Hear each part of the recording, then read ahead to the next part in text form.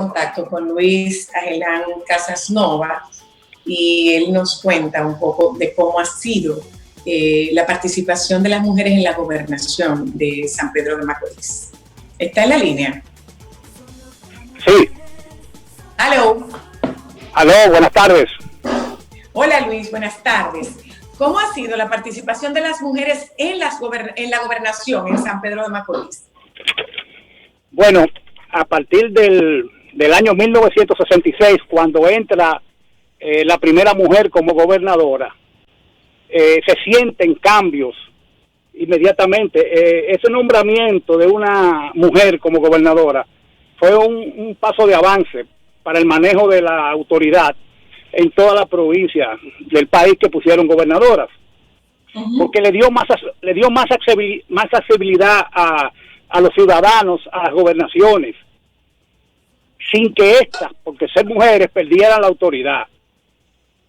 Empezaron a cambiar cosas. Por ejemplo, era una cultura que los ingenieros que conseguían obras dieran una comisión, y las gobernadoras se negaban, le decían: si te sobra tanto, ¿por qué no lo rebajas del precio? Y cosas así.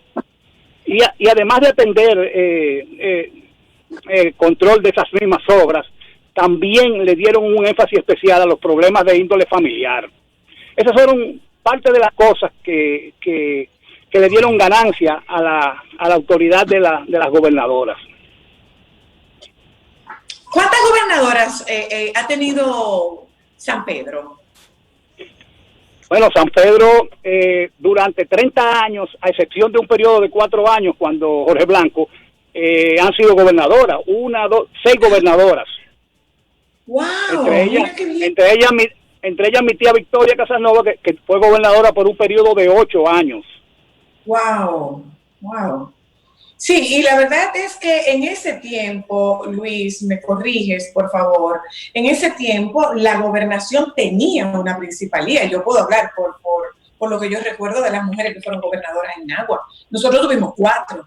En Nagua hemos tenido 4 gobernadoras y la función tenía una principalía. Sí. La más emblemática de esas 4 gobernadoras, ¿cuál ha sido? De las 6. Bueno, de las 6, sí, perdón. No me atrevería a sacar una por otra, pero sí te puedo decir que mi tía Victoria fue una mujer que siendo una mujer maravillosa, tenía un carácter recio, y era una mujer que hacía reír a Balaguer. Yo me recuerdo en una ocasión que Balaguer vino a inaugurar el Hotel Macorís aquí, y Balaguer era un hombre que cuando se refería a sus gobernadoras era un poeta, era un piropo que tiraba. Y cuando Balaguer entró, que la gobernadora lo fue a recibir, él le dijo: estás deslumbrante como estos espejos, los espejos que estaban en el Hotel Macorís. Sí, y ella le dijo al oído, entonces le dijo al oído, hablándome de espejo: doctor, ¿usted sabe cómo se dice espejo en japonés? Ahí estoy. Y Balaguer se pasó la ceremonia entera sonriendo, que era difícil hacerlo. Gracias, Luis, por compartirnos la anécdota. Muchas gracias por permitírmelo, muchas gracias. Un abrazo. Francisco Rincón es de la provincia Sánchez Ramírez. Con él hablamos del rol de las mujeres en la gobernación de su provincia. Buenas tardes, Francisco. Buenas tardes, quien le habla, Francisco Rincón. Soy abogado y investigador de la historia, y tengo un libro sobre la historia de esta provincia. Quiero decirle que a través de la historia de la provincia Sánchez Ramírez han sido designadas 6 damas como gobernadoras. La primera de ellas fue la doctora Sofía Leonor Sánchez Baré. Claro. Era hermana del doctor, el licenciado Vicente Sánchez Baré. Esto sucedió en el año 1965, durante la Guerra de Abril. Luego del inicio de los primeros 12 años del doctor Joaquín Balaguer, en el año 1966, fue designada la señora Ana Ramona Rincón Viuda Moya. Entonces, entre los años 1993 y 1994, en el segundo periodo de Balaguer, fue designada la licenciada Gladys Soto Iturrino. Entonces, en 1996, cuando llega a la presidencia el doctor Leonel Fernández, ocupó la gobernación la licenciada Lucrecia Paulino. En el 2000, cuando el agrónomo o el ingeniero agrónomo Hipólito Mejía llega al poder, ocupó ese importante cargo la persona de la licenciada Altagracia Sánchez. Y por último, a la llegada al poder del licenciado Danilo Medina en el 2012, la gobernación de Sánchez Ramírez fue ocupada por la licenciada Teresa Hinoa. Esas fueron o han sido las 6 damas que han sido designadas como gobernadoras y han ocupado ese importante puesto en la provincia Sánchez Ramírez. Señor Rincón, de manera muy breve, ¿qué tenían en común esas 6 mujeres para ser seleccionadas y designadas?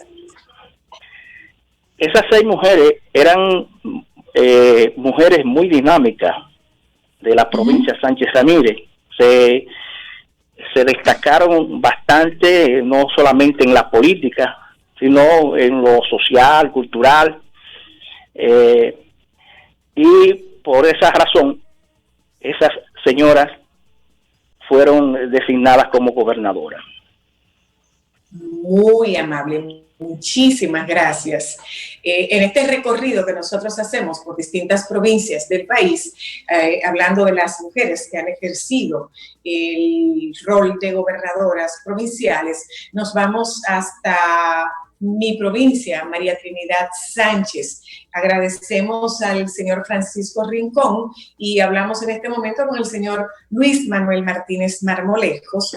Es de mi provincia y con él nosotros queremos hablar de cuáles fueron esas mujeres. Yo recuerdo muy claramente 2 nombres de mujeres gobernadoras de mi provincia, doña Lilian Alonso y doña Dulce Medina. Buenas tardes, Luis Manuel, bienvenido.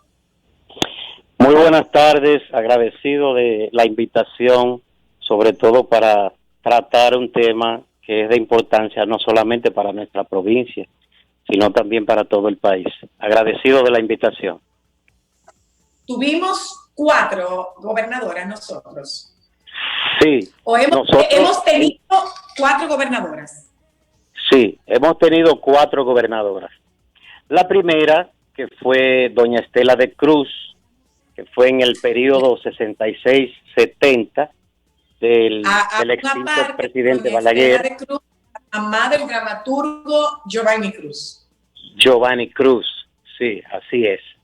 Ella fue gobernadora del 66 al 70 en el gobierno del extinto presidente Balaguer.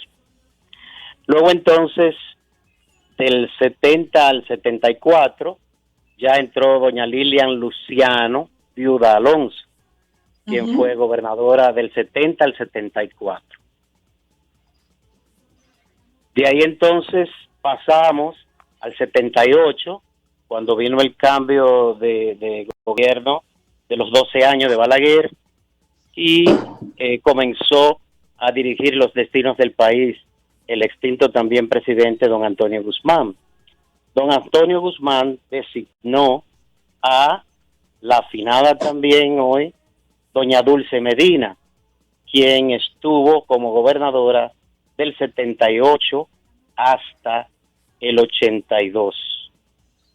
De ahí entonces tuvimos la última gobernadora, la última mujer que dirigió la gobernación en nuestra provincia, que es la señora López, que su esposo fue López de Espinal, Amada López de Espinal, que esta fue la última gobernadora ya en el gobierno del presidente Hipólito Mejía. Lo Es que yo decir, que hemos tenido recuerdo cuatro. de las gobernadoras de nuestro pueblo,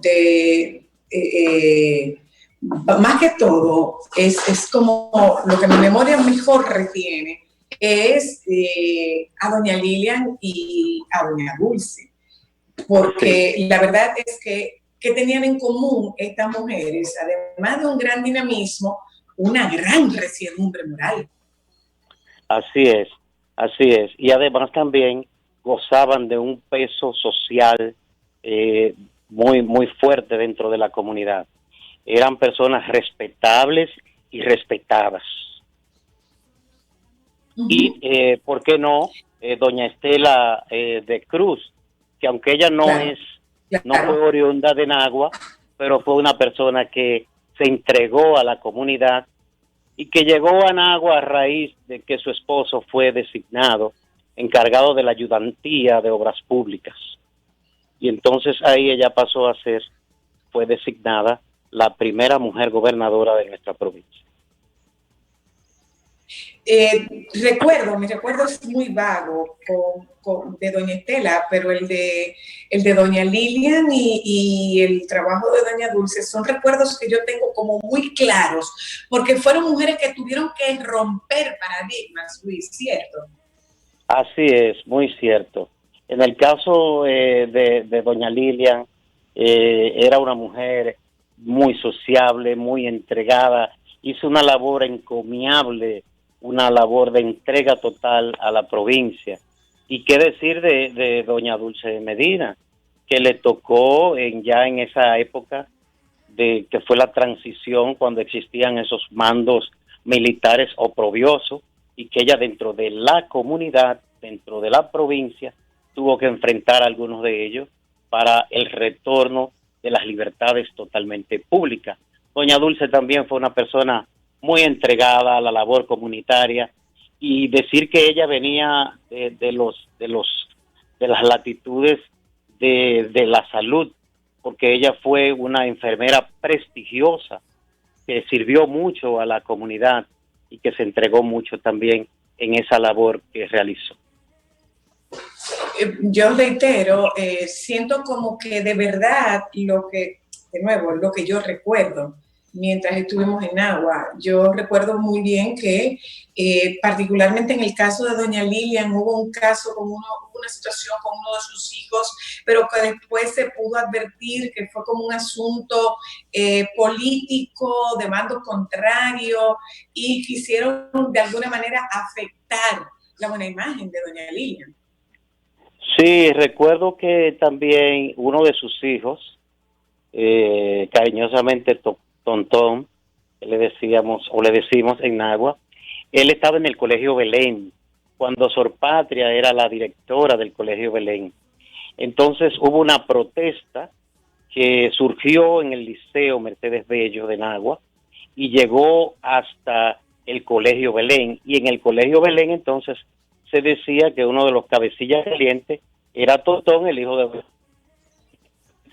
le provocó cierta situación de investigaciones y algunos que otros resquemores de parte de los dirigentes políticos de entonces del Partido Reformista, pero que luego esa situación se aclaró porque, como decía anteriormente, doña Lilian era una persona que le pesaba el ruedo de su falda, fue una persona realmente respetada, vuelvo y reitero, y respetable por todos los municipios de Nagua.